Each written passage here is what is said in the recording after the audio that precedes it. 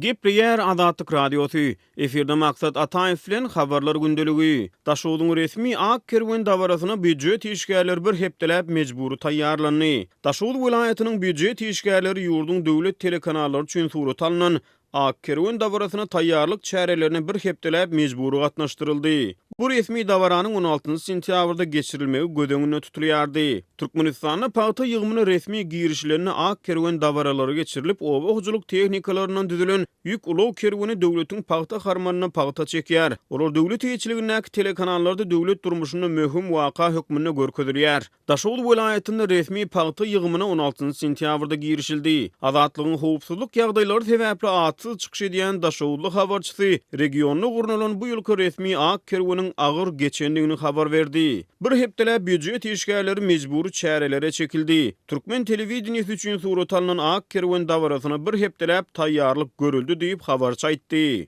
Bu çärelere gatnaşyjylaryň en çemet hem de olary gurnoýjylaryň bir näçesi bu saparky dawaranyň Daşowyň taryhyndaky iň kyn, iň agyr geçen dawara çäresi bolanyny belleýär diýip habarçy sözüni getirdi. Azatlyk munun ozul vilayatda gowaçanyň ýapragyny düşürýän defoliant ýetmezçiligi sebäpli çäre geçiriljek paýta meýdanlaryna gowaçylaryň ýapraklarynyň büdjet işgärlerini resmi ak kerwen dawarasyna taýýarlyk çäreleriniň çägini elde ýoldurulýanyny habar beripdi. Ol çäre geçýän etraplarda 2 aýdan bäri aýlyk haklaryny alyp bilmedik büdjet işgärleriniň çärelerdäki çykgynsyzlygyna ünsü çekdi. Şeýlede habarçynyň maglumatlaryna görä resmi ak kerwen dawarasyna taýýarlyk çärelerine gatnaşýan tehnikalar ýollarda beýleki ulaglaryň hereketine päsgelçilik döretdi. Taýýarlyk çäreleriniň dowamyny üstüne ak mata ýapylan içi boş ýük maşynlaryň geçýän ýerlerine olara ýol inspektorlary ýol beretlik etmedi diýip habarçy belledi. Adatça döwlet telewizionyasynda görkezilýän resmi paýta kerweniniň öňünde we ýygyny polisiýanyň ýol gödäwçilik gullugynyň ulaglary olara howpsuzlygy üpçün edip ýol beretlik edýär.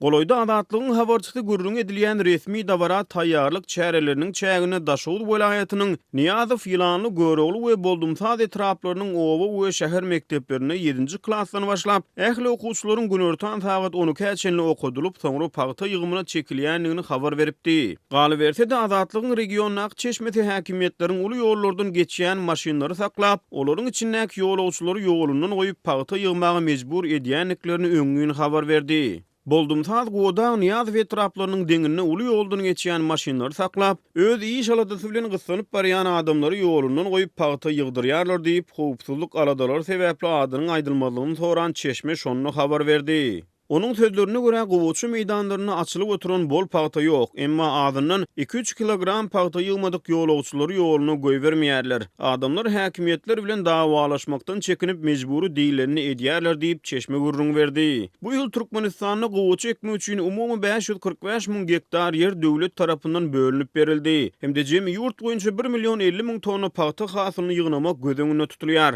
Daşowyň kärenetçileri bu ýyl 230 000 tonna paýta ýygmak bilen borçlandyryldy. Ýöne bu ýyl ýaplary suw geç geldi. Ýeriň şoruny basýan ýuwuş suwlary köp ýerde tutulmady. Daýhanlar bulutsuz asmana göz dikýärler diýip adatlygyň çeşmeleri ýylyň başyna habar berdiler. Beýleki bir tarapdan döwlet ýetçiligindäki resmi metbuat owahyjylyk buğdawynyň pajarlap ösýänligini tekrarlaýar. Daýhanlaryň ýeňillikli mineral dökün bilen hemde zerur owahyjylyk tehnikalary bilen üpçün edilýänligini gaýtalaýar. Halkara hukuk gurumlary Türkmen hökümetiniň paýta ýönümçiligine mejburi zähmetden peýdalanmagyny tanqid edip gelýär. 2018-nji ýylyň 18-nji maýynda Amerikanyň Birleşen Ştatlarynyň gümrük gullugy Türkmenistanyň öndürilen paýtanyň şeýlede Türkmenistanyň paýtasyndan taýýarlanan islenlik ýurdun önümleriniň ähli görnüşiniň abaşa import edilmegine gadagançylyk girdi.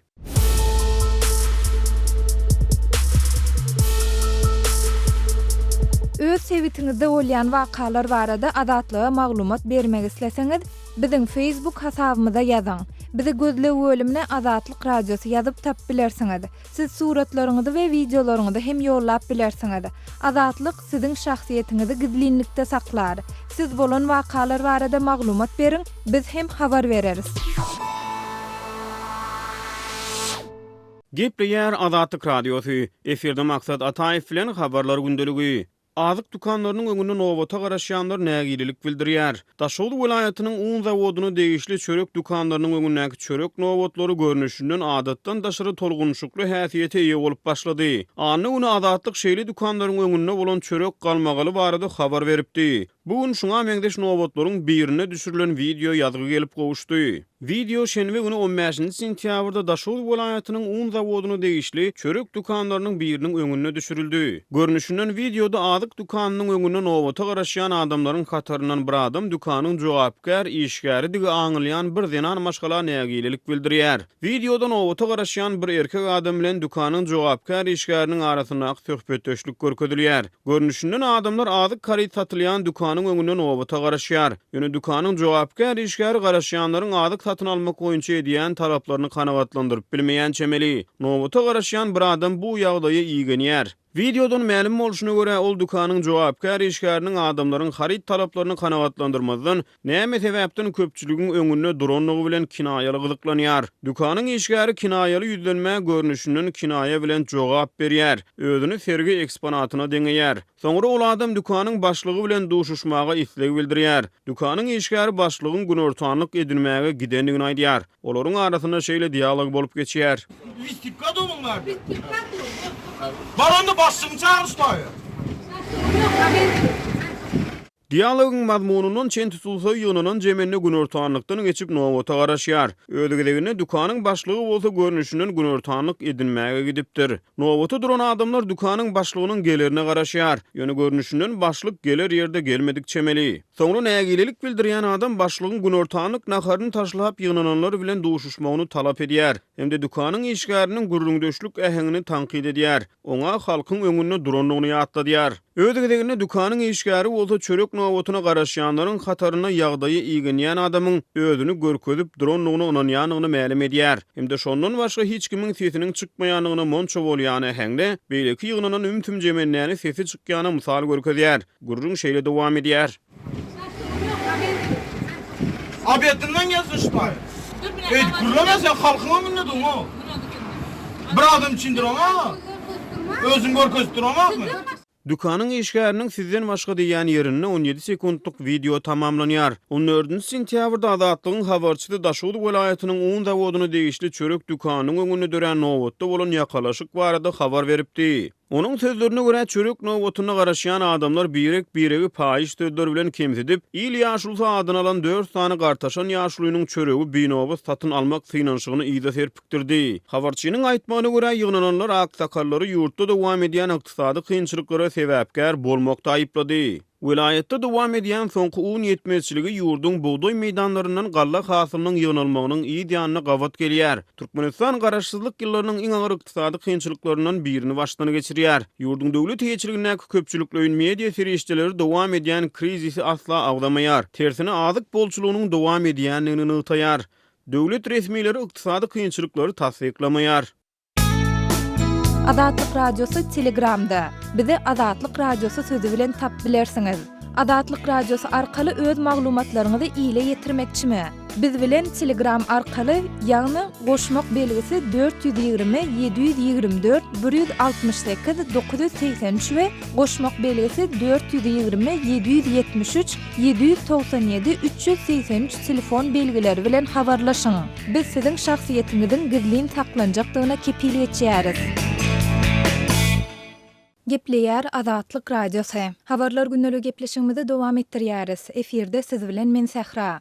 Balkan vilayatynyň Hadar şäherinde öý bikesini pyçaklap öldüren we onuň gyzyny zorlan 4 daşowdly işçi tutsak edildi we olaryň sud diňlenşikleri geçirildi diýip Azatlygyň ýurt içine habarçysy aýdýar. Belläp geçdik Hadar şäherinde guruluşyk işgärleriniň kämillik ýaşyna ýetmedik 17 ýaşly bir gyzy zorlap onuň ejesini pyçaklap öldürendigini Türkmenistanyň ýagdaýlardan habarly çeşmämiz polisiýa gulluklarynyň işgärlerine salgylanyp 25-nji iýulda habar beripdi. Şonu çeşmämiz şol işçileriň sanynyň 5-e barabardygyny aýdyp Balkanyny gyz zorlap gyzyň ejesini öldüren 4 sany raýatyň sudy çeleken etrap kaziýetine boldy. Olaryň her biri aýry-aýrylykda 23 ýyl türme tutsaglygyna hökm edildi. Olar tutsaglyk möhletiniň 8 ýylyny bir gözegçilikde saklanýan koloniýada oturmaly edilipdir diýip, howpsuzlyk ýagdaýlar sebäpli adynyň efirde atlandyrylmasyzlygyny soran habarçymyz aýtdy. Habarçymyz çelekenli bir aýalyň hususy jaýlary rejelemek işlerini ýagny remont etmäge gelen guruluşykçylara hojalyk işini buýrup soňra da bu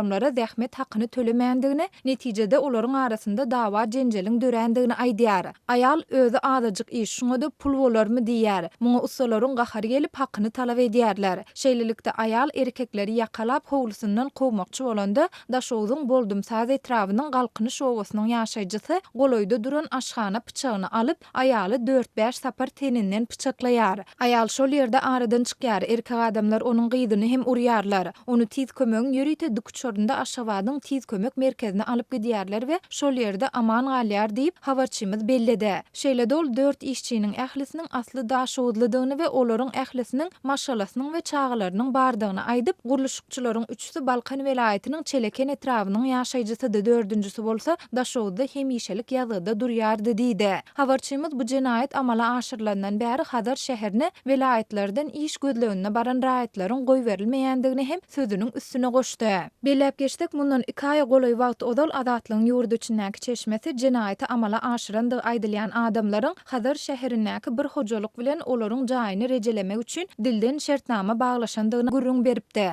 Çeşmämiz guruluşçylaryň remont edýän jaýlarynyň maşgala başçysy, ýagny öldürilen aýalyň adamsy bilen oturup spirtli içki içendigini we içki gutarandan soň olaryň pul çykarşyp öý eýesini arak almağa uğradandygyny we maşgala başy öýden çykan wadyna ýyzda galan işçiler öýüň 17 ýaşly gyýdyny çoly otağa çekip başlaýar. Muny gören öý bikesi gyýdyny halat etmek üçin olaryň arasyna düşýär. Jenaýatda guman edilýänler öý bikesini şol ýerde pyçaklap öldürýär. Soňra 5 daşowdly işçiniň hemmesi 17 ýaşyň içindäki gyýdy bilen jinsy gatnaşyga girýär. Öý eýesi gelmän käde işçiler dargaýar diýip çeşmämiz gurrun beripdi. Şonol polisiýanyň geçiren gözleg işleri netijesinde jenaýaty amala aşyrmakda guman edilýän 2 adamyň tutulandygyny ýöne galan 3-süniň häzirlikçe ele salynmandygyny belläpdi. Azatlyk radiosyna bu jenaýat işi dogrusynda Çeleken etrap gaziýeti, Hadar şäheriniň polisiýa departamenti we Balkan welaýat polisiýa bölümi bilen habarlaşanda bu barada kommentari almak başartmady. Şu ýylyň maý aýynda Azatlyk radiosy Lewap welaýatynyň Türkmenabad şäheriniň 7-nji mektebinde ýokary klas okuwçylaryň arasynda bolan pyçaklaşmada öldürilen okuwçy barada maglumat taýýarlady.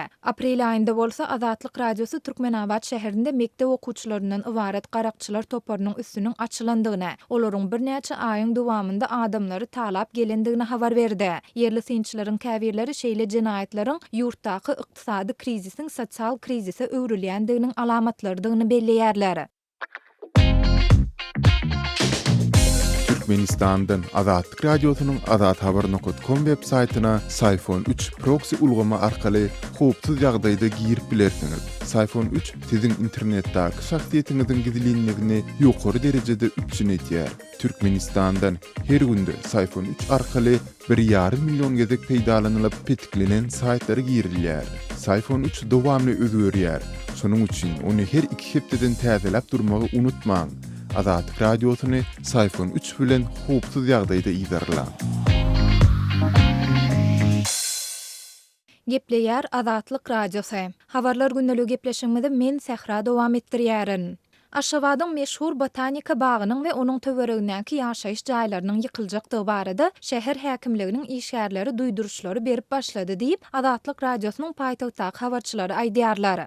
Botanik bagyny ýykyljakdygyny şu botanik bagy goly ýerleşýän, ondan täher günnogorda ýerleşýän turist gastynyň günnogorunu, köçäniň sagynyny, soluny görüp köçäniň ýaşaýanlary bar. Şolary duýdurulan 16-njy nowatdaky guruluş başlanyny ýakyn ýyllerde siziň haýsy stowda jaýlaryňy boşaltmalygyňy aýdartyp, olanda köpüsi olur hökümet tarapyndan salynan jaýlarda, indi privatizatsiýa edilen hususiyetçilige geçen jaýlarda diýip Aşgabatda ýaşaýan synçy Amanmurat Bugaýew gurrun berdi. Türkmenistanda bolup geçen wakalara ýakyndan syn edýän synçy bu barada Aşgabat şäher häkimliginiň we Bagtyarlyk etrap häkimliginiň işgärleriniň mundan bir hepde çemesi ozal duýduruş edip başlandygyny aýdyp sözüni şeýle dowam etdirýär. Botanik bagy ýykylýar, ýöne şoň ýerine jaý salýaňam diýse bilen zok, onu bir proýekt görem zok, biziň borjumyz size duýdurmak diýip aýdýarmyşlar diýip Bugaýew aýtdy. Ol botanika bagynyň mektep okuwçylarynyň çağılar baglarynyň çağılarynyň ekskursiýa alınıp barlayan şäher ýaşaýjylarynyň hem uly höwes bilen barýan ýeri bolandygyny hem sözüniň üstüne goşdy.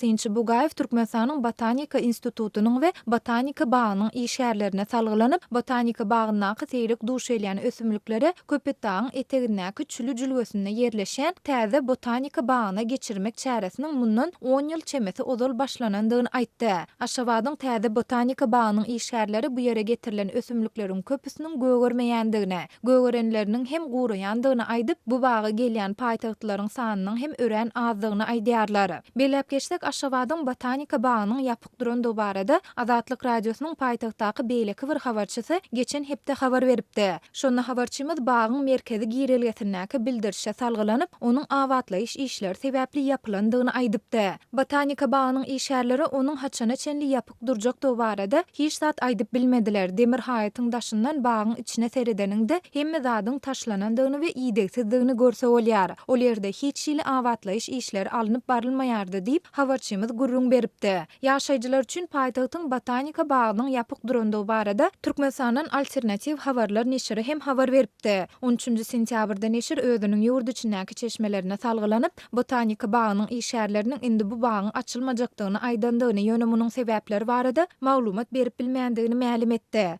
Azatlyk radiosu ýokarda gurrun edilýän ýagdaýlar dogrusynda Aşgabat şäher häkimligi we Bagtyarlyk etrap häkimligi bilen habarlaşanda bu maglumatlary ne tasdiklatmak ne de inkar etdirmek başartdy. Bu barada adat bolşýaly ýurdun media serişdelerinde de söz ýarylmaýar. Soňky ýyllarda Türkmenistanda, hususan da paýtagt Aşgabatda awat desgalary ýykyp, onuň deregini täzelerini gurmak tejribesi giňden ýaýrady. Iýul aýynda Aşgabatda Nisa mehmanhanasynyň territoriýasyny giňeltmek maksady bilen şäher häkimiýetleri onuň töweregindäki 2-3 gatly ýaşaýyş jaýlarynyň 20den gowragyny ýykdy. Şol bir wagtyň özünde ýurtda täze gurulan desgalaryň, mehmanhanalaryň ýa-da elitka diýilip atlandyrylan jaýlaryň köpüsiniň bolsa boş durandygy habar berilýär.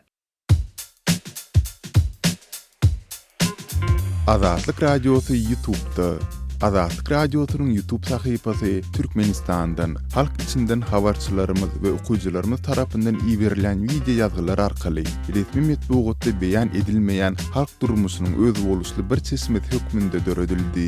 Biziň sahypamyzy YouTube'un gözleg bölümine Azatlyk radiosu, Azat habar, Azatlyk online, Azatlyk TV sözlerini ýazyp tapyp bilersiňiz.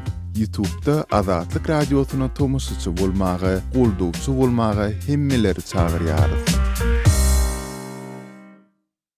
Gepleýär Azatlyk radiosu. Habarlar gündəligi gepleşigimizi men Döwlet Baýhan dowam etdirýän. İstanbulda neşe önürüp satmakda güman edilýän türkmenstanlylar ýara bilen saklandy. Türkiýanyň media serişdeleri İstanbul'un Fatih etrafynda neşe önürülüp satylýan güman edilýän bir salga polisiýanyň gurulan operasiýasyna 2 sany türkmensan raýatyň göz asyna alnandygyny habar berýär. Milliyet gazetiniň ýazmagyna görä, İstanbul polisiýasy 5-nji sentýabrda Fatih şäherçesiniň Koca Mustafa Paşa mahallesindäki bir salgyda neşe önürülüp satylýanyny anyklapdyr. Ondan soň gurulan operasiýada RH we RDK adly türkmensanly raýatlar ele salynıpdyr. Neşe garşy görüş bölüminiň işgärleri öýde geçiren barlygyna bir tüpeň 6 gap gülle, 790 gram geroin, 130 gram triyek, 34 gram metamfetamin we 3 tanam neşe terezesini tapypdyr. Azatlyk radiosynyň İstanbul'un polisiýasynyň çeşmesiniň anonim ýagdaýda beren maglumatyna görä, göz asyna alynan türkmensanlylar derňi işi dolu tamamlanýança tutuklukda saklanar we ondan soň olaryň işi kazete tapşyrlar. Çeşme güman edilýänler barada jekmejik maglumat bermekden saklanýanlygyny bildirip, türkmen raýatlary bilen ilteşikli şeýle neşe wakalarynyň İstanbulda ýygyderli ýagdaýda gaýtalanýanlygyna ünsçekdi. Onuň beren misalyna görä, neşe bilen meşgullanýanlaryň ony Türkmenistana iýermäge synaşan wagtyna hem duş gelýär. Meselen bir näçe ay mundan ol sewda gatnaýan Türkmenistanyň bir denan İstanbul'un aeroportundan neşe maddalaryny ýüküniň arasynda gidläp geçirmäge synaşan makaly ele salynıpdyr. Ol polisiýa beren düşündürşünde İstanbulda bolýan neşewent adamsynyň özüni şeýle işe mejbur edenligini aýdypdyr. Şu ýylyň 10 fevralyna bolsa İstanbul'un Silivri etrafynyň howplulyk güýçleri Selim Paşa merkez mahallesinde bir öýde neşe maddalarynyň öndürilýäni barada gelip goşan maglumatdan uralyp gurulan operasiýasyna 45 ýaşyndaky MS adly türkmenstanly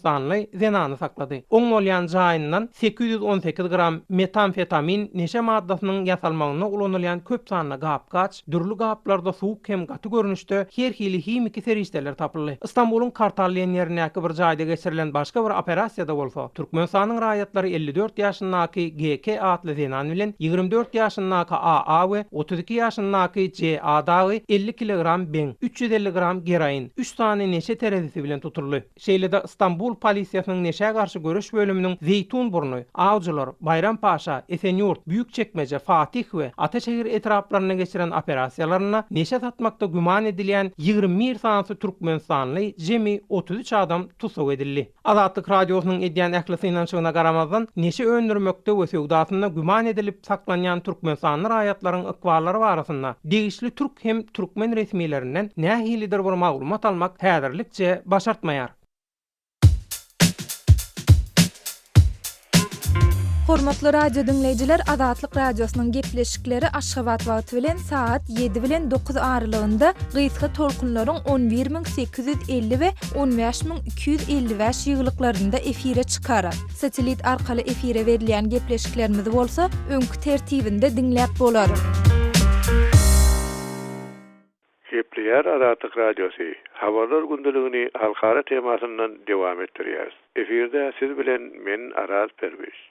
Siriya konfliktine gatma garşylykly taraplary goldaýan Ossetin we Türkiýanyň prezidentleri Kremliň häsiýetlendirmegine görä gozgolonçylaryň Siriýanyň demirgalyk günbatarynaky iň soňky güýçli ýeri bolan Idlib hakda pikir alşmak maksady bilen 17 sentýabrda duruşýarlar. Ossetin Gara Deňiz kurorty Soçy'da geçen duruşyk Vladimir Putin, Recep Tayyip Erdoğan we Hasan Ruhanyň arasynda bolan sammitden 10 gün soňra bolýar. Bu sammitde prezidentler Siriya hökümetiniň Idlib vilayatyna etmegine garaşylýan we Türk prezidentiniň gan döküşüklige getirir diýen hüjümüniň öňüni almak barada eglişige gelinmedi.